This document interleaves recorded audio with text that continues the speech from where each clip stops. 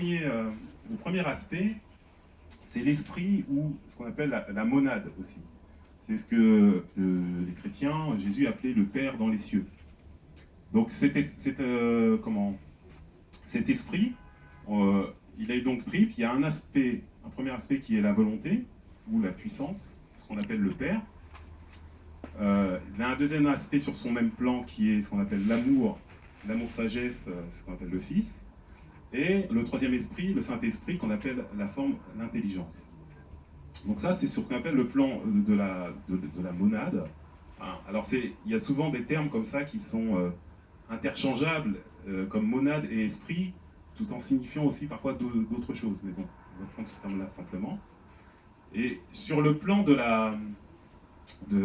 l'esprit, c'est là où demeure ce qu'on appelle le soi. Il y a un reflet qui se fait. Et tout ça, c'est toujours une histoire de vibration. La vibration est tellement haute, tellement pure, tellement élevée, que si on descendait directement sur la matière, c'est pas un instrument, un véhicule adéquat. Donc il y a des intermédiaires comme ça. Le deuxième intermédiaire, c'est ce qu'on appelle l'ego, mais avec un grand E. Donc l'ego avec un grand E, c'est ce qu'on appelle l'âme, hein, simplement.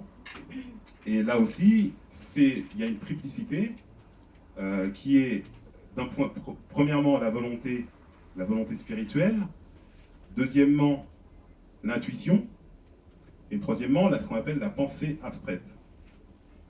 Donc l'intuition, c'est aussi ce qu'on appelle le principe christique. Hein. Et la pensée abstraite, c'est ce qu'on appelle le mental supérieur, ou dans la tradition orientale, le mana. Et là aussi, notre âme se reflète elle aussi à travers nous-mêmes, j'allais dire, on est aussi cela, mais là c'est monsieur et madame que l'on voit tous les jours, dans la personnalité, ou ce qu'on appelle le moi inférieur, ou l'ego avec un petit E à ce moment-là.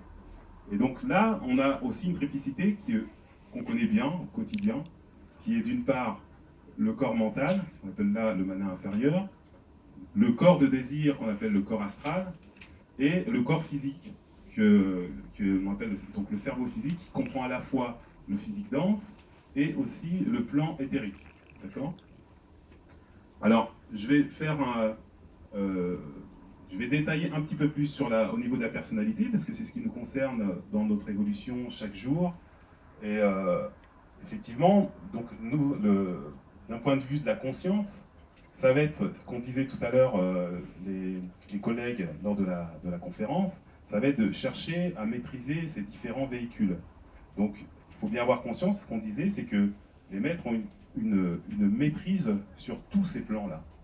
Alors que nous, on a à peine la maîtrise sur le plan, on n'a même pas la maîtrise sur le plan émotionnel. Donc, ça donne un peu une idée du cheminement qu'on a à faire. Alors, je vais commencer par le corps physique. Alors, le corps physique, c'est un peu l'image, ce serait un peu comme un cavalier et son cheval. Donc, le corps physique, c'est un peu le cheval. Donc, on doit bien traiter le corps physique d'un point de vue, certes, alimentaire. Donc, c'est pour ça que ce qui se passe actuellement dans le monde, depuis des siècles, le fait qu'il y ait des gens qui meurent de faim, etc., c'est une infraction littérale. C'est vraiment une infraction sur les lois de la vie, hein, que de laisser mourir des gens de faim. C'est pas quelque chose qui est prévu par le plan de Dieu. C'est nous-mêmes qui sommes responsables de ces actes-là. Donc, ce corps, notamment, donc, il a besoin d'une nourriture saine, mais il a aussi besoin d'être, comment dire, dominé. Donc, le corps physique nous amène dans des envies, il a ses besoins de repos, etc. Il a envie de s'arrêter, mais on doit arriver nous-mêmes à canaliser et à ce que le corps physique soit notamment un des instruments, notamment de prise de contact sur le plan physique dense. Ensuite, il y a ce qu'on appelle le corps astral, qu'on connaît trop bien, c'est le corps émotionnel qui a été développé à la période Atlante. Le corps astral, lui, c'est plutôt comment dire, c'est un peu comme le vent. Donc, c'est nos émotions, etc., le courant, et ce qu'il aime, ce qui excite le corps astral, c'est tout ce qui est mouvement violent, la tension. C'est un peu, je dirais même de manière vulgarisée, c'est ce qui fait que, c'est un peu bizarre quand on y réfléchit, les gens vont vers des choses qui leur font peur. On va regarder des films qui nous font peur, on va chercher des émotions qui nous font peur, etc. c'est les vibrations que aime le corps astral notamment. Donc pareil, ce changement continuel doit être maîtrisé. Donc là j'insiste un peu plus parce que c'est effectivement ce qui nous concerne. 99,9% de la population mondiale est polarisée sur le corps astral. Donc d'où le problème que nous avons, qui sont d'ordre émotionnel. Et, or, le corps astral devrait être, comme disent les ésotéristes, un miroir, comme un lac calme, parfaitement serein. Donc on est très très loin, encore très loin de ça. Donc il faut essayer à travers ça, c'est ce qu'ont essayé les religions, en fait, même si c'est parfois de manière, même souvent de manière un peu désordonnée, de maîtriser ses désirs et non de les inhiber. C'est ça la différence. Donc essayer de comprendre où est la maîtrise et où est l'inhibition. Donc ça passe par tout un tas de techniques, hein, dont on pourra discuter après. Voilà. Ensuite, il y a ce qu'on appelle le corps mental. Alors le corps mental, c'est pas seulement quand on pense, c'est aussi l'atteinte d'un certain plan mental. Il y a donc 0,0 je ne sais pas quelque chose de personnes qui sont réellement polarisées mentalement. C'est un aspect qui vient à partir de la deuxième 2,5 initiation, on va dire.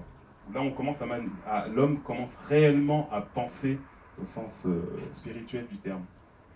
Mais le corps en mental en question, c'est un peu celui qui a des idées, qui est attaché à ses idées. C'est nos idées, c'est quand on est un petit peu, on a un côté parfois séparatiste, un peu orgueilleux, etc. Il essaye souvent de rapporter tout au moi et de fixer ses pensées sur le progrès personnel au lieu de diriger vers les autres.